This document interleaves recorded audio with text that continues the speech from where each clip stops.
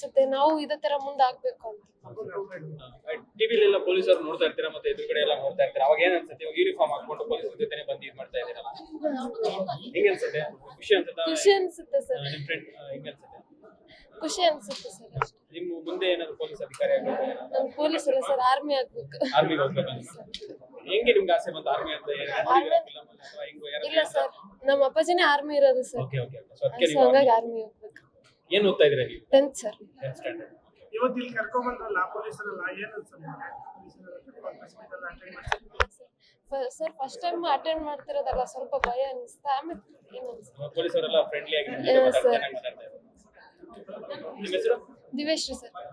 ಹಾ, ತುಂಬಾ ಖುಷಿ ಆಗುತ್ತೆ. ಎಷ್ಟನೇ ಕ್ಲಾಸ್ ಓದ್ತಿರೋದು? ಯಾವ ಊರು ನಿಮ್ದು? ನಂದು ಬಿಜಾಪುರ, ಈ ಸರ 10th.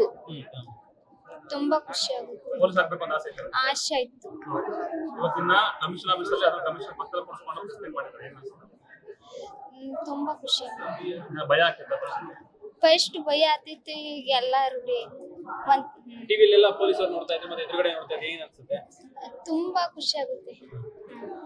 ಸಮಾಜದಲ್ಲಿ ನಾವು ಒಳ್ಳೆ ಕೆಲಸ ಮಾಡ್ಬೇಕು ಅಂತ ನಾವು ಆ ತರ ಆಗ್ಬೇಕು ಅನ್ನೋದು ಖುಷಿ. ಒಂಥರ ಅವ್ರ ತರ ನಾವು ಆಗ್ಬೇಕು ಅನ್ನೋದು.